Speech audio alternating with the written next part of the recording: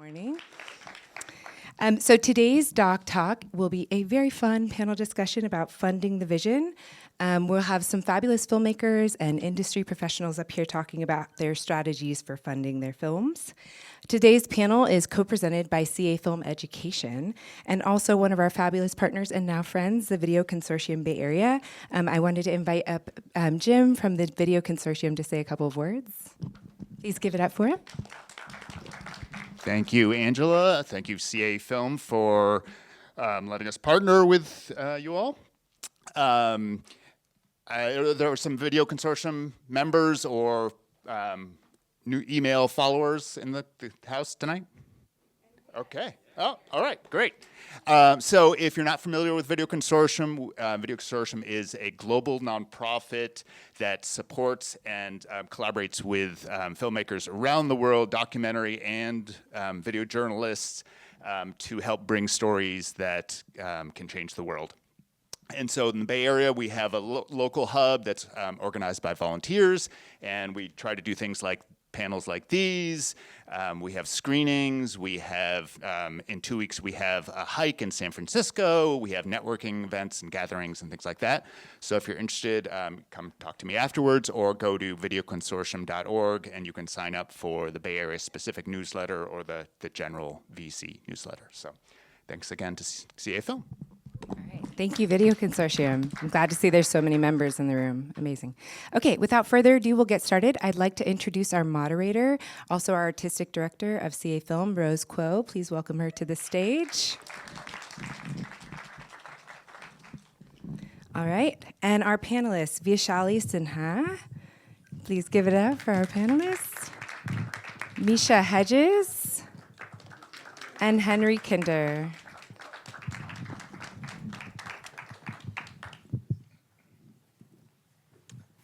Well, hello, everyone. Thanks for coming this morning. We're going to talk about funding for docs. But before we start, I'm curious, how many people in the audience are documentary filmmakers?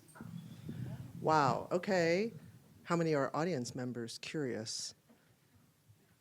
Thanks for coming. This is about alternative forms of funding, and we have 3 filmmakers here who have gone very different routes in their funding journey for documentaries. And also I want to mention that Vaishali here has a film in the festival. Give it a shot. So, thank you. 3:30 today. Please come. Yeah, 3:30, so please attend. Let's start off with each of you just telling us about your film that you made and just very recap, what was your primary funding journey or primary funding strategy? Yeah, so should I talk about this latest one or the latest one? Yeah. So Give It a Shot is my third documentary feature.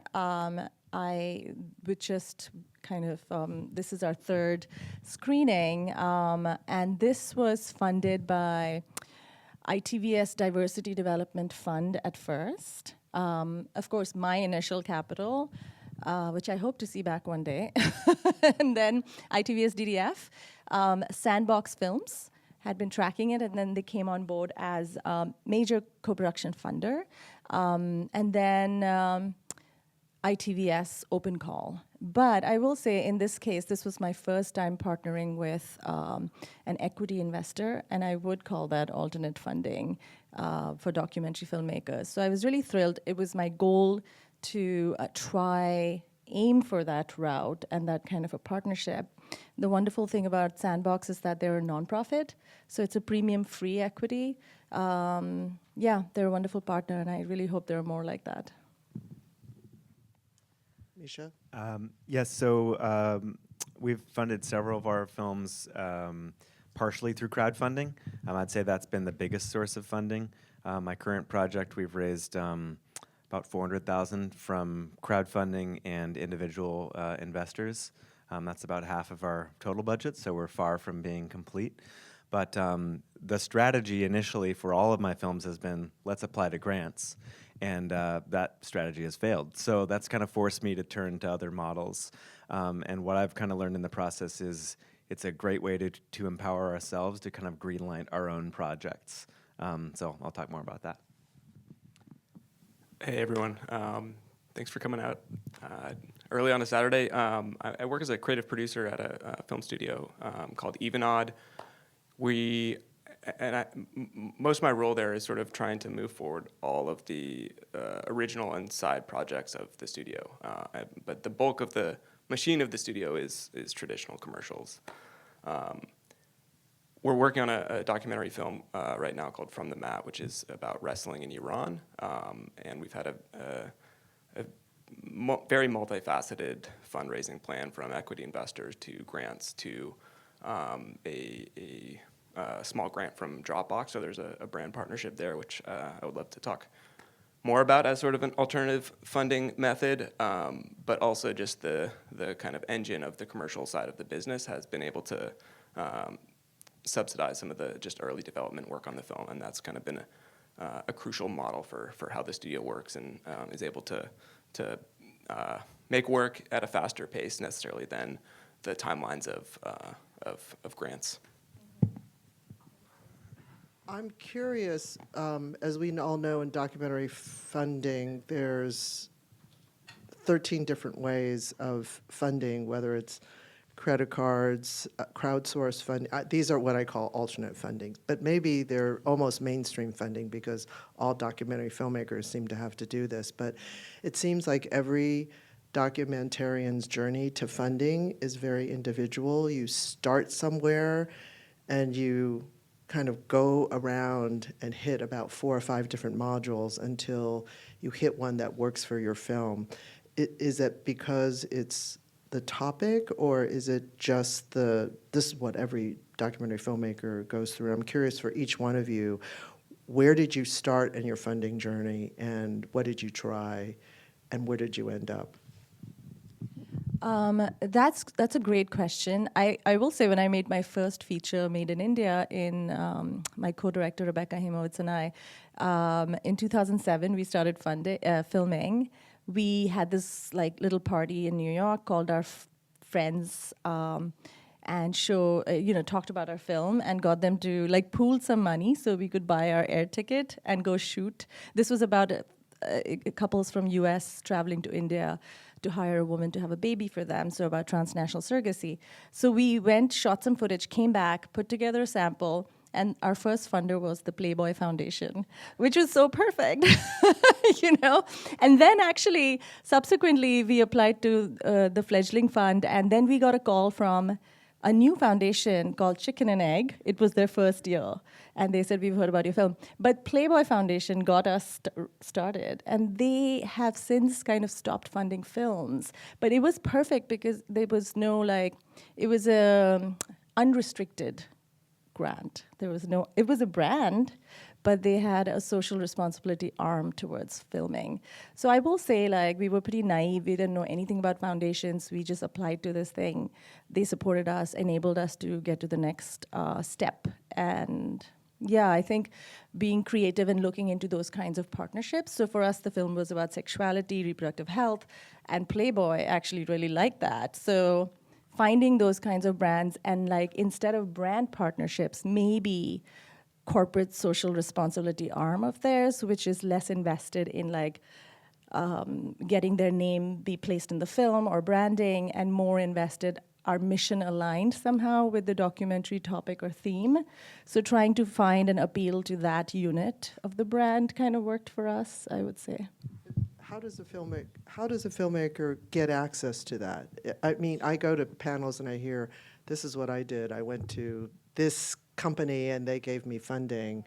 But can you They actually did. They did fund films, and they were pretty visible online. So you could actually just send them a proposal. So you just Googled it and you sent it in. Mm-hmm. Okay. I Googled it.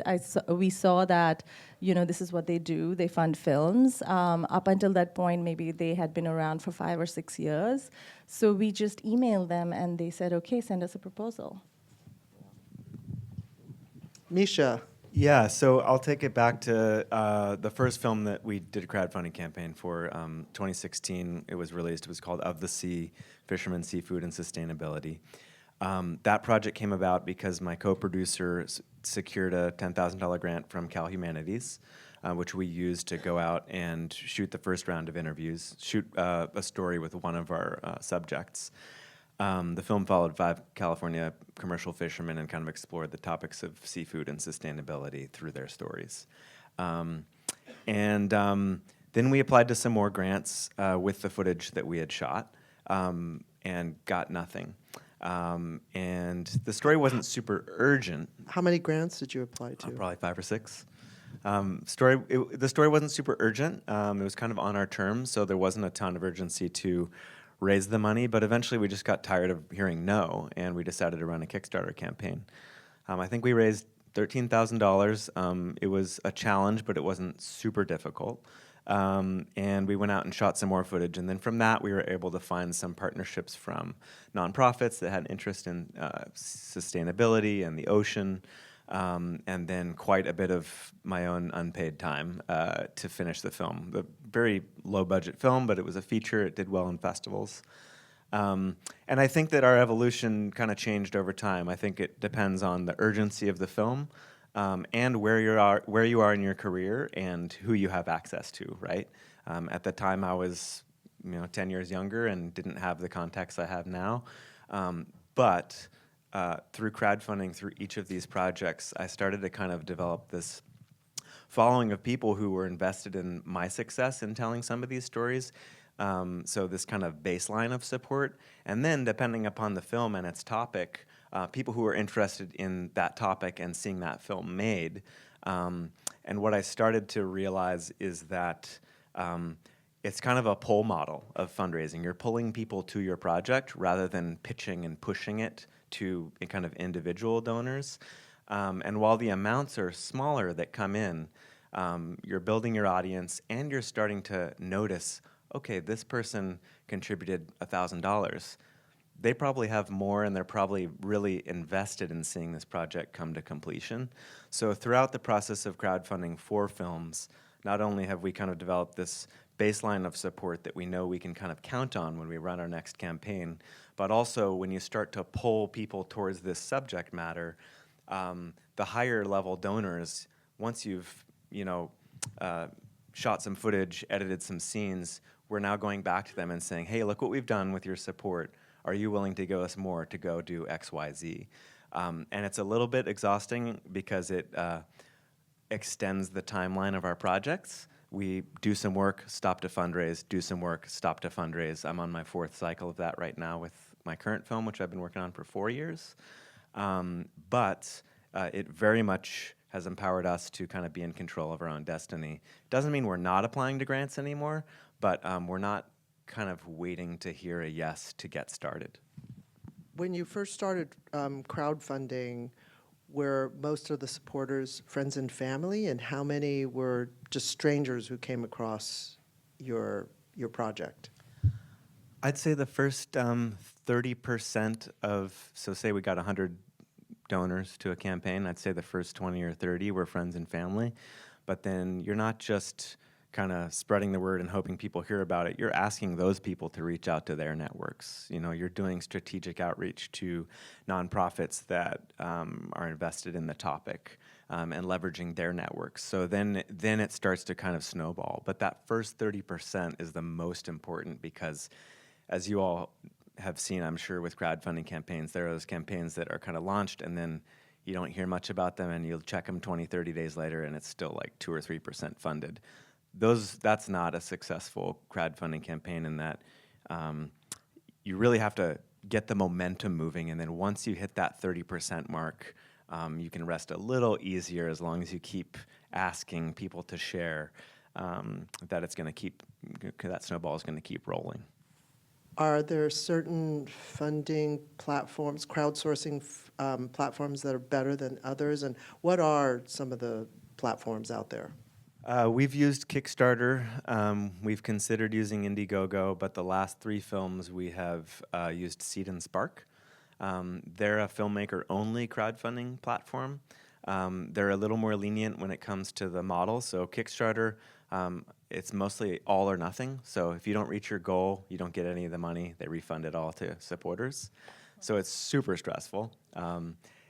Seed and Spark is a little more lenient. It's 80% or nothing. They acknowledge that like hitting an arbitrary number might be tough, but that also you need to raise enough money to be able to deliver to your supporters what you say you're going to do. So they also won't greenlight a campaign unless they feel like you have a good chance of reaching their goal. So they have the highest success rate for filmmakers of any platform, and they have incredible coaching resources to help filmmakers plan a campaign and execute a campaign. And they won't greenlight your project if they don't think it has a good chance of going, and they will ask to see your outreach plan. They'll ask how many followers and email subscribers you have because they want it to be a success too. We'll get to Henry. This is the last question for now on this round for Mischa, but I'm curious, what worked really well when you did? Because I see I get a lot of crowdfunding requests. There's, you get a ball cap, you get a T-shirt, you get a ticket in. What are some of the most successful strategies you've had, and what have totally failed?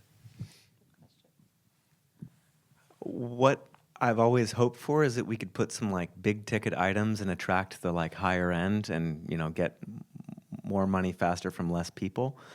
But without fail, the average contribution to our crowdfunding campaigns has been about $50 to $100. I think the last one was closer to 100 and the first one was closer to 50. And really the only deliverables that we've offered at those levels in our later campaigns is primary access to the film, so an invite to a supporter's premiere, both online and in person. A signed film poster, free streaming of the film once it's available on streaming platforms.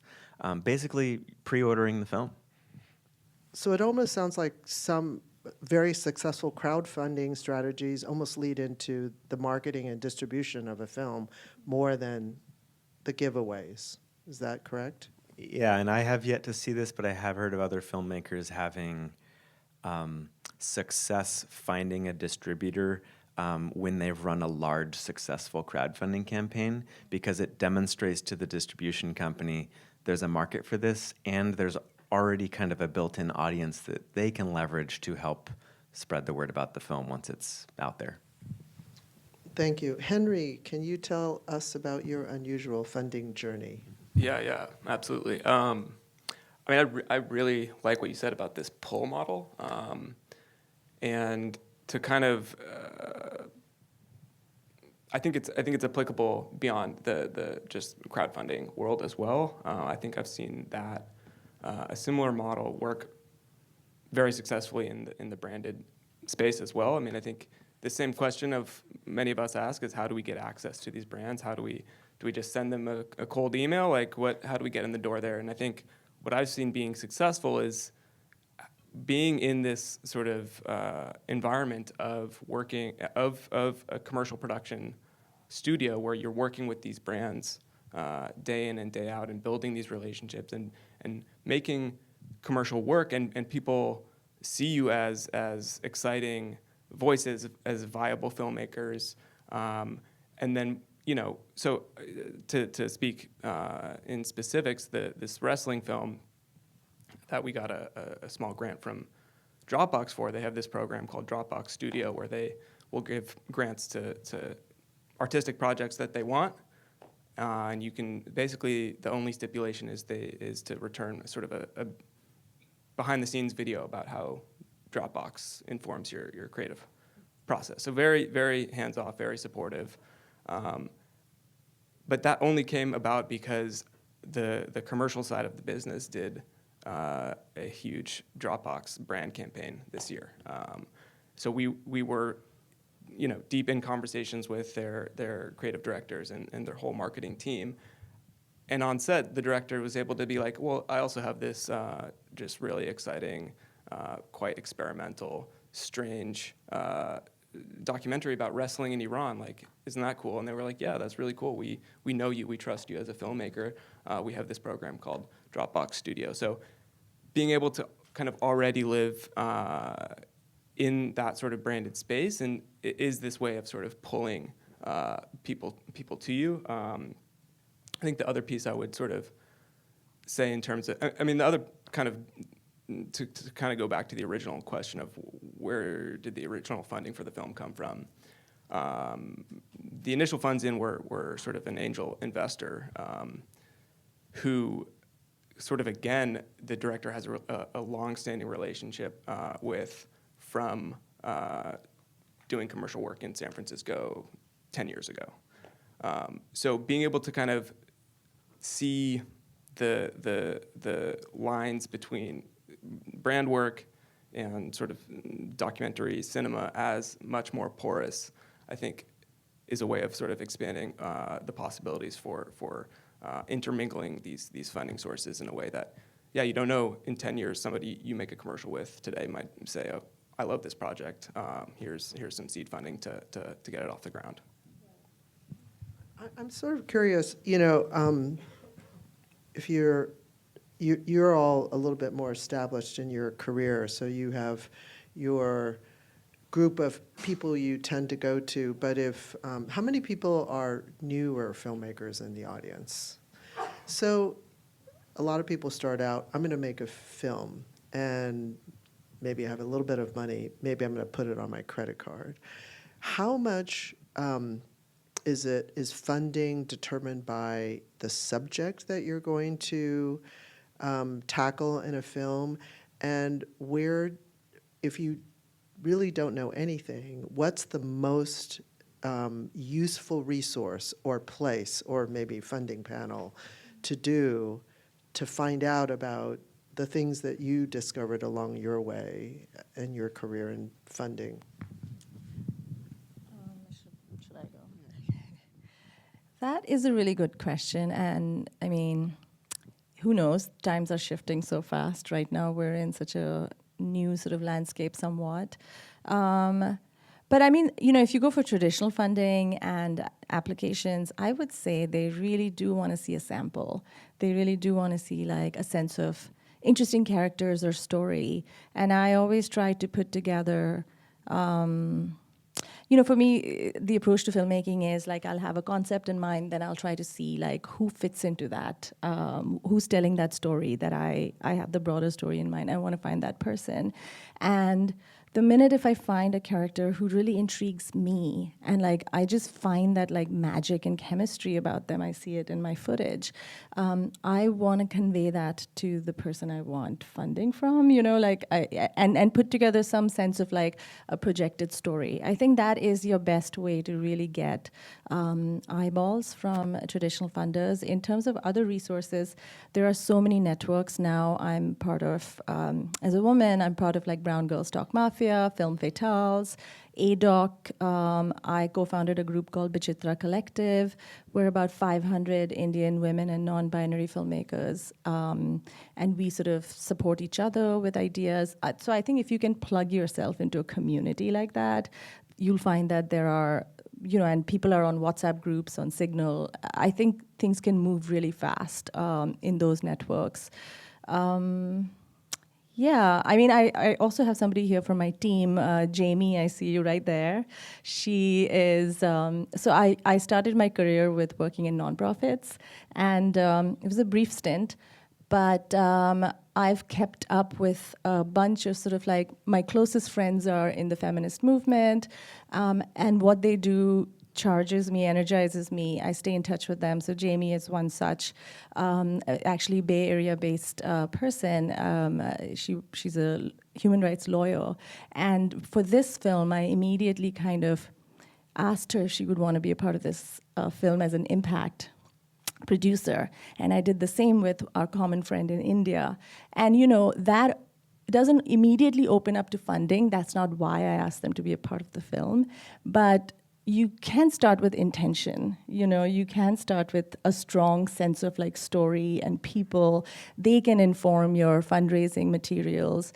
And together you can like build something that has, and they can bring in their network possibly. So there are ways to start building, just finding partnerships. And I've gone to like tech meetings, because my film is about technology, and tried to sort of like strike up relationships there. And one of my co-EPs is from one of such conferences that I was at, and now, you know, he's a big part of our impact team and bringing in his resources.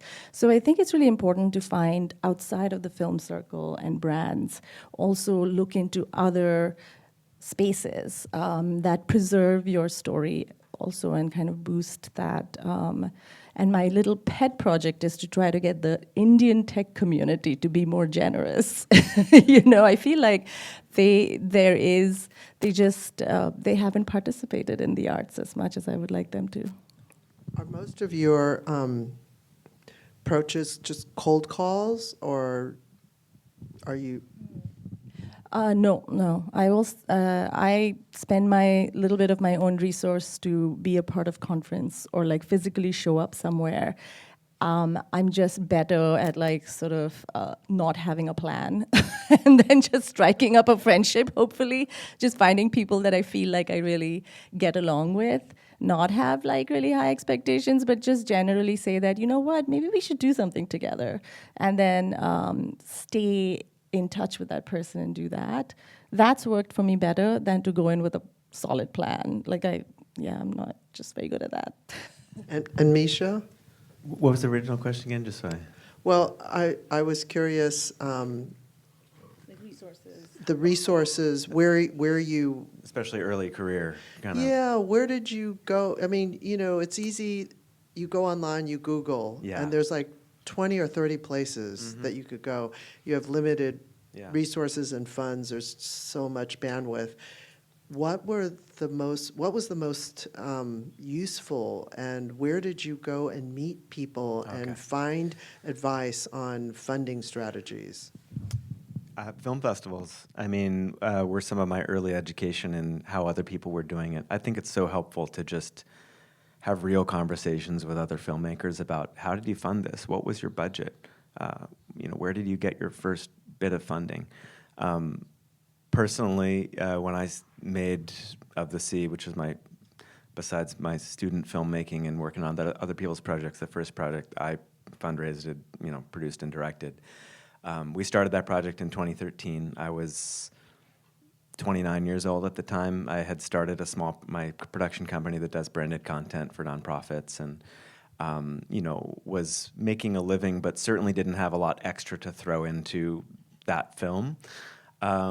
So I leveraged relationships I had with other filmmakers to get, I didn't pay them nothing, but I didn't pay them their full rates. We did like half rates. We all worked for half rates. And that's how we made the film for very little money. In terms of where we started, it was friends and family. So when we ran that crowdfunding campaign, I mentioned we got a small grant to get us started, so that's where the kind of seed funding came from. But the rest of the production funding came mostly from that crowdfunding campaign and the partners I mentioned we brought on afterwards. It started with friends and family, and then, like I said, kind of went out from there. But in terms of where to look, I think going to film festivals, going to these sorts of panels, you will meet other filmmakers and learn from them, which is fantastic.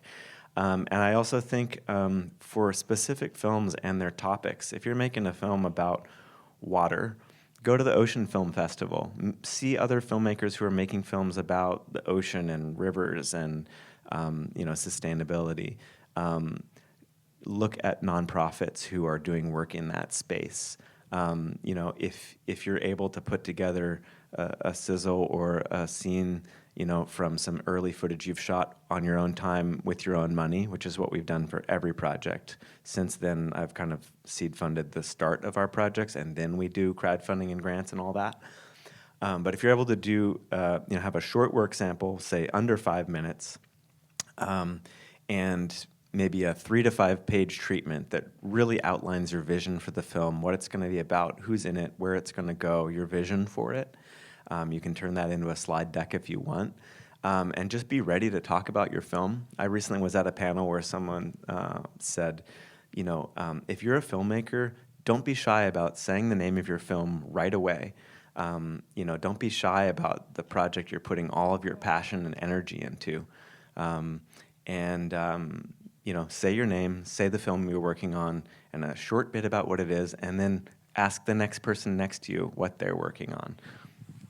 Oh, sorry, that reminded me something. I was at one of these tech conferences in Abu Dhabi, and the first day was a 3-day conference, and the first day I went around telling everyone I'm working on a film about male birth control. Like, they all did an about turn and disappeared. And then, and then the next day I was like, wait a minute. And I was like, I'm working on a film about startups. And they were like, ooh, tell me more, which is true. Like, these people are product developers and they're startups. So I had to sort of like pivot and the pitch, because they don't care about male birth control. So Yeah, knowing your audience. No, I think that's a great point. I think similarly on this wrestling film, we've realized for one of our investors that he comes from the tech world, and it's actually very helpful to frame things in terms of funding rounds, because that's the language that he speaks. So knowing your audience for where they're coming from and what's going to make sense for them, I think is a great point.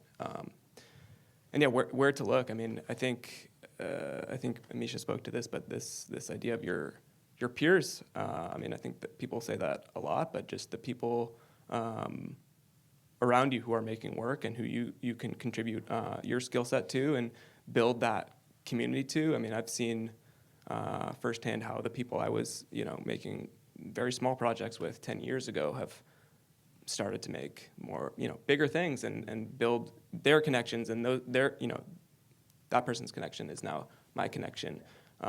And as we know, the first money into any project is the hardest. And so if you have that network of collaborators who you can, ask that favor to get that initial sample made, that already just gives you such a head start. Henry, you mentioned funding rounds. I talked Yeah. to a filmmaker last night. Is he here in the audience? There you are. Who told me all about funding rounds and private equity. Have any of you done that? Done funding rounds with private equity? Oh, you mean like when they come back again and give you more? Breaking up your film into stages of funding and then offering. Most of your funding is not equity, correct? But for all of you here, is that right? It is. Or is it a mix? It's a mix of, yeah. okay. Equity meaning people are putting money into films and they expect some kind of return or at least their money back. I'm not familiar with the funding. Isn't ITVS, they secure the broadcasting rights through funding your film? Yeah, they're equity in a way, but they're friendly equity, but it's not a grant. They also take a percentage of your, from royalties, and yeah, they secure broadcast essentially. I've been afraid of that model a little bit because I don't have a case study for any of my films where we've made significant profit or any profit. I've been lucky to pay myself back for some of the hours I've put in unpaid on all of our projects. So on our current film, it's called Oracle, The Life and Music of Michael Hedges. It's a music documentary about Windham Hill artist Michael Hedges. He was my dad. He died super young, but left a big impact in the guitar world. So we're making a film about him right now. There's a family story woven into it. And I've been asked by a few of our higher level donors, hey, would you consider an equity investment?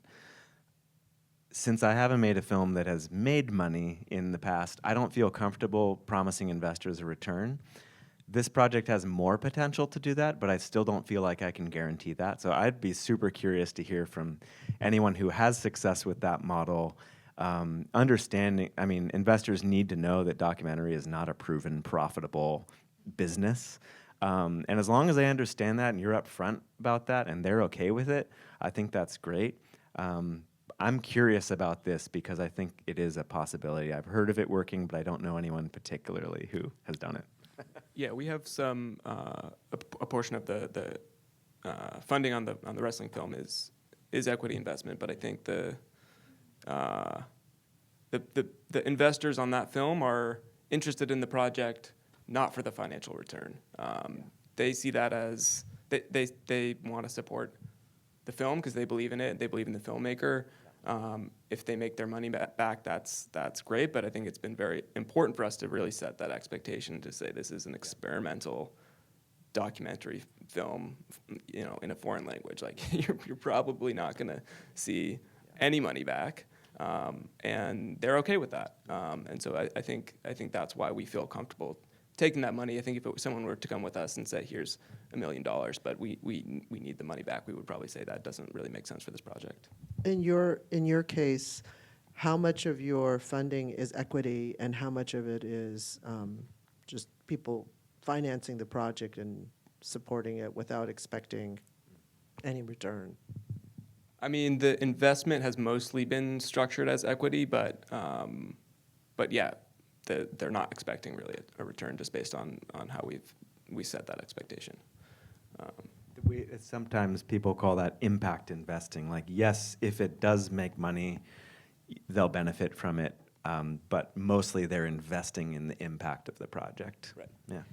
And I think you also want to be careful about, probably know about this, and what partners do you take on as the first partner, because they also want to get along with each other, and they want to make sure that when it comes, the waterfall structure and all of that, so the partners that come on board, sometimes if they're savvy, they really want to be careful about who they're partnering with on your film.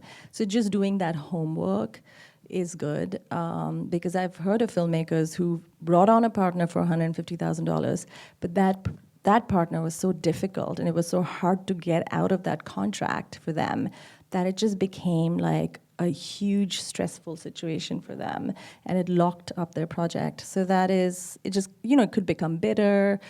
You want to be able to protect yourself and your project from, so just definitely look into the history of what they've done.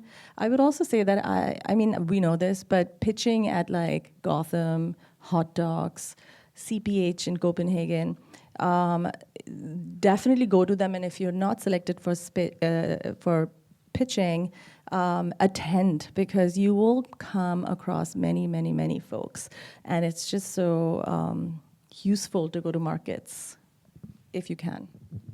I want to do something unusual because I know Douglas Emerson from Yvonne, which played last night, is here, and he did his film completely through equity funding.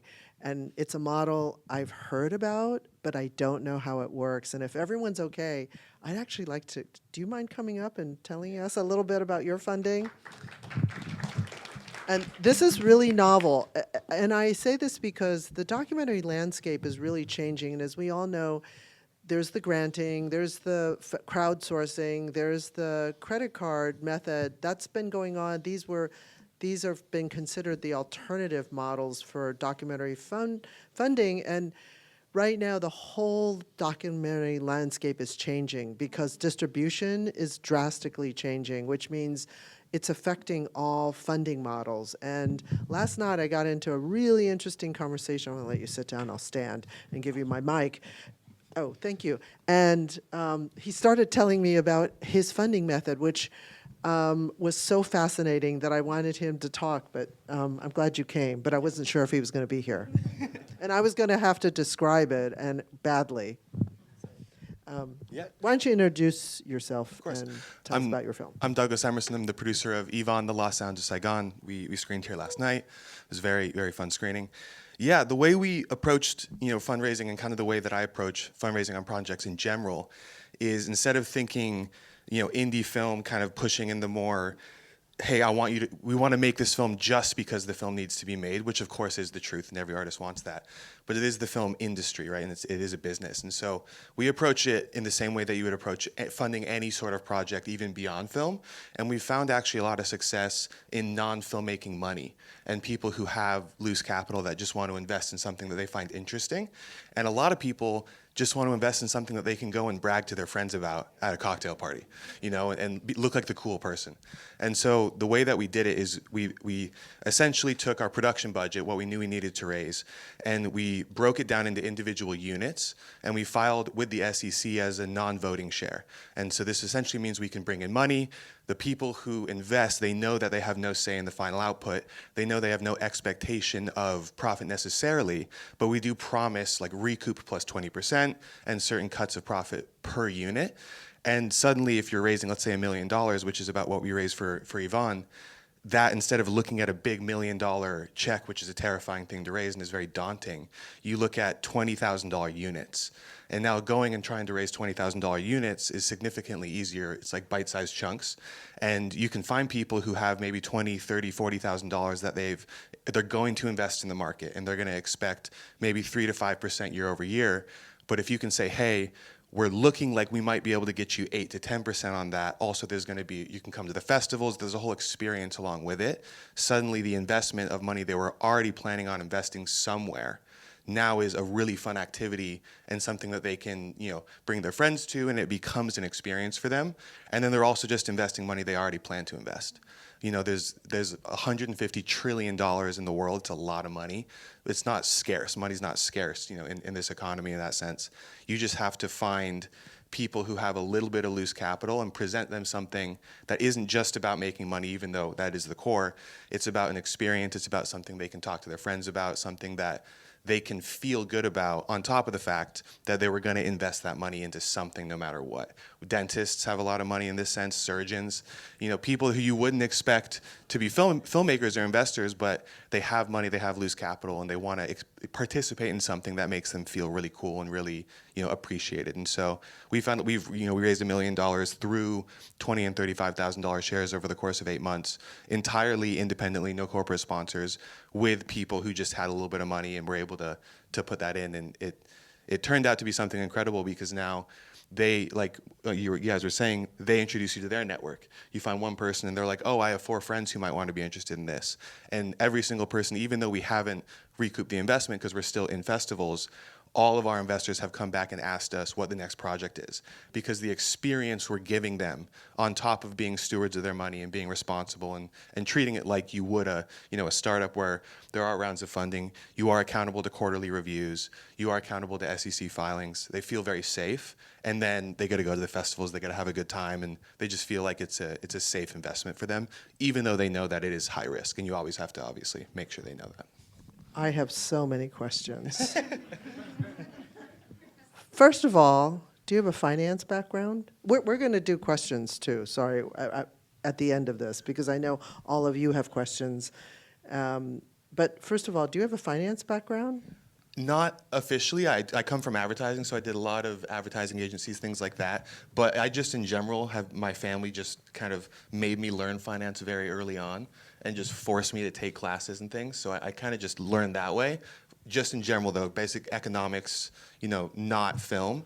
And then because of that, I kind of saw the parallels where it was, oh, everyone looks at film investing as if it's this like giant unicorn terrifying thing that's separate from everything. But it's really not. It's a product that you're trying to get to an audience. And if you understand that and you understand supply and demand, you can speak the language of financiers in the way that they want to hear it. I think a lot of artists speak finance from an artist perspective, and that's why people get scared, because they're like, I don't know, you're not saying the same words as me, even though you're saying the same thing. The lingo, the way you talk about it is very specific. So if you learn that language, suddenly you can speak the same as the financiers, and they really start to understand. How did you go about making an SEC filing? That sounds terrifying. It's actually I think very for easy. documentary film, it's like documentary film and SEC filing don't always go in the same sentence. It's actually incredibly easy. You just have to essentially write a letter of intent and outline all the things and declare it. You know, all of these things is so funny. All of these filings and court reports and attorneys, it sounds so scary, but it really is just like filling out a piece of paper. You know, it's not this insane, complicated process, and it's just about finding, you know, an attorney you trust who can, you know, wade through the legal waters of the language, and then just stating your intention and being honest. You know, it's like, it's the believe it or not, the government really does want you to make money. And so if you go to them and you say, hey, we want to make money, here's a plan, they're all about it. And did all of your investors Have they recouped? So they haven't recouped yet because we haven't monetized yet. So we're going through festivals, and then the big recoup is going to be this summer in Vietnam in the fall. But they're all aware of the plan. We told them coming on board, it's going to be a year and a half of we're not going to try to recoup. We're just going to spend the money, go to the festivals, and then here's when monetization starts. And we're just completely transparent with them up front. Our last documentary that we made did recoup and make money. So we were able to do that, sold it to PBS, and so we did have a track record in that sense. But again, it's just about transparency and setting expectations of, hey, this isn't going to be a 2-month turnaround. This is going to be 2 years. But it's 2 years that you're going to be actively participating in, and at the end of the 2 years, this is what we're expecting. And as long as you're transparent, people really get on board. But docs are hard to recoup money in. I was going to say, I know that the theater folks also have that same model, which is very interesting to think about. My husband's in theater, and I know that Broadway plays, etc., often start fundraising exactly that same way. So it's interesting. Never thought about it in terms of an audience for films. But how many of you are doing this? Because 2020 for $1 million is a lot of contacts. So you're saying they're bringing in 3, 4, but what kind of credit do they get, and what's the division of? Yeah. So I mean, each unit per the SEC that has to be identical. Every single unit has to be the same as the others, and people can purchase multiple. But yeah, so essentially, the way that we kind of brought it all together. Sorry, can you repeat the question one more time? Oh, no, I think let's open it up. I was just wondering what kind of credit do they get, and also how many on your team doing the outreach? So what each unit for our film specifically comes with, obviously not guaranteed, and we make that very clear. It's non-voting share. We can't promise you your money back 100%. It's actually illegal to say that we can promise you your money back. But each unit comes with your initial investment recoup plus 20% interest on top. And then on top of that, you get 2.5% of the net profit of the film. And so we ended up giving away 40% of the film, which is, comparable to what you would give away if you were going to go with a distributor or a fundraiser or a bank.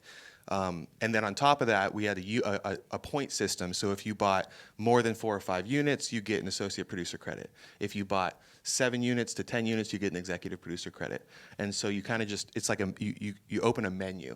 I feel like a lot of the times we think there's only one way to get money in the door, but you can kind of lay out a whole menu of here's 5 different ways you can approach, and then you just kind of buffet style it until it meets with the person that you're talking to. It's like a piecemeal, almost like tapas. It's like a la carte. I still have 20 questions, but do we have time to open it up to the audience? Okay, go ahead. In front? Oh.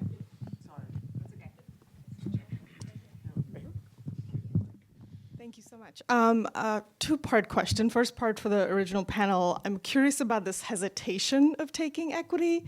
All the field folks who we reach out to, corporates, brands, individuals, even the women who are the funders, the wealthy funders in the indie doc world, come from money, right? And so they understand this is surplus money, and like every investment, there's a chance majority of them will never recoup. Right? And so you're not taking food off their table. They get write-offs. That is how they pay less taxes than you and I, right? So 1, I'm curious about that. 2, it is tragic that, having talked to some of these funders who care about funding only women and this and that in our industry, have this persona, but behind the scenes, they all understand this model. Impact Partners is built on this model. Right? They fund films. And however, they sometimes don't want us to understand this because, but you're a doc filmmaker, you get to make the film. Asking about money, they make us feel like we're greedy, which is really sad. So having questioned some of these folks, I understand why we are hesitant to talk about money.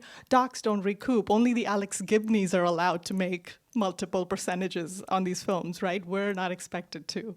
But some of them do. There are some people like the Sheila Nevins of the world who pay shorts filmmakers livable wages. I've somehow got blessed to be in that category once. And it's no record that my next film will, past performance is not, reflective of future. Every stock will say that if you try to purchase it. But so it's partly that, sadly, because we don't talk enough about money. We don't talk about this. If they don't make the money, they don't make it, right?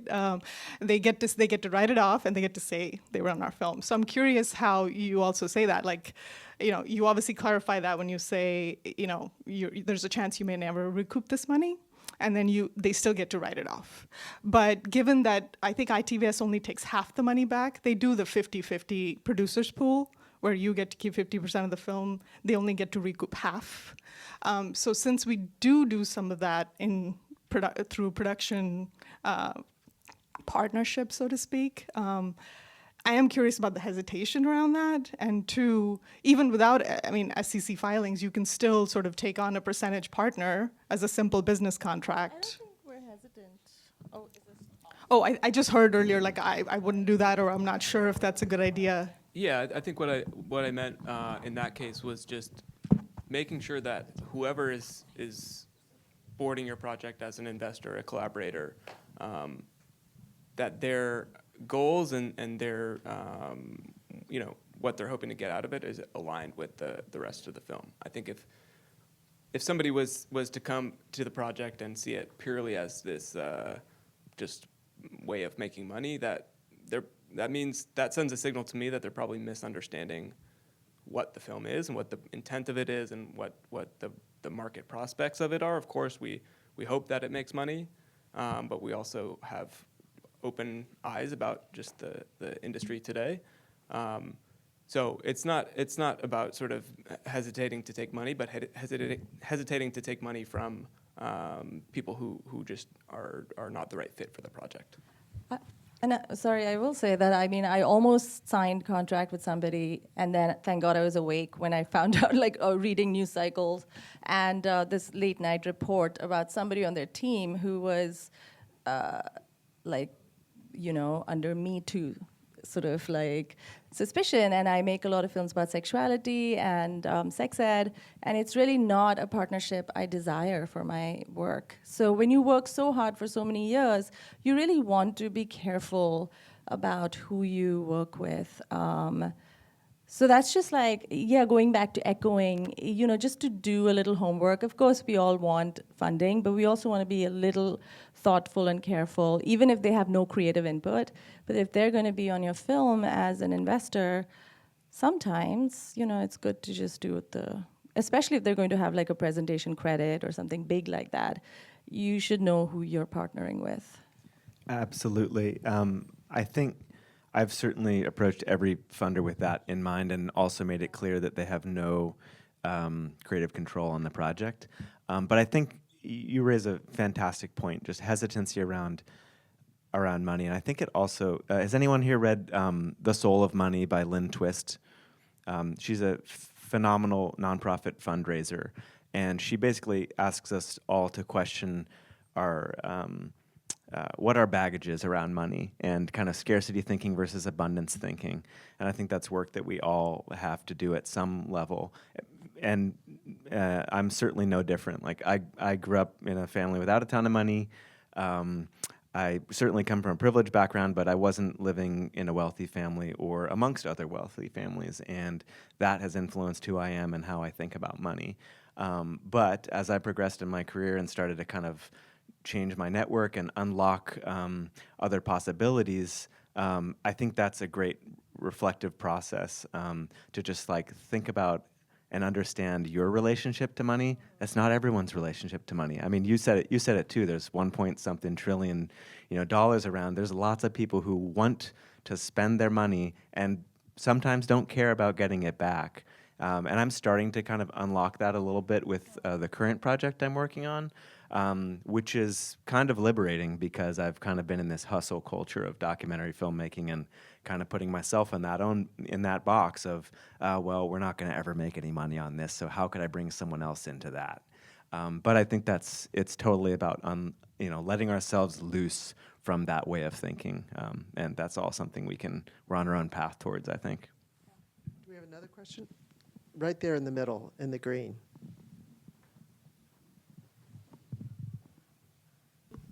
I'm just curious if anyone has used Patreon, and if so, what the experience was. Has anyone used Patreon? I haven't. I do follow a couple of folks who have had great success with that model. I think what you just have to be conscious of is, and it's the same with crowdfunding, is that you're promising content and you're on the hook for delivering that content in addition to producing your project, which can be a challenge. So as long as you can do that, I think it can be a good model.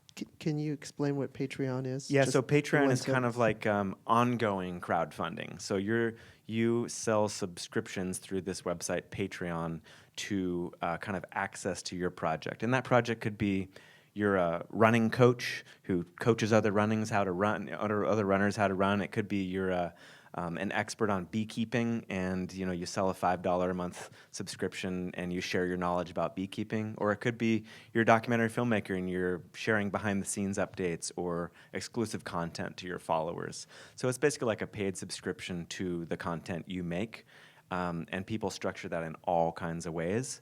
But some people, have hundreds or thousands of people paying $5-10 a month, and that is their salary, and they just have to be sure that in addition to producing their project, they can also deliver on that content. We are unfortunately out of time, but I think all of you will be here outside. So I'm sorry we didn't get to a lot of questions, but I think we could probably talk another hour about this. So if all of you will be around, right, we'll be out in the lobby if you want to come up and ask questions, because I think there's a lot of conversations we can have about this. Oh. Yes, the Sunday morning panel. The Sunday morning panel? A DocTalk, tomorrow morning, 10:30, there's a DocTalk panel. Please come to that. But Yeah, I'm on that panel. Yeah. sorry, I grabbed him. Okay. Thank you all for coming.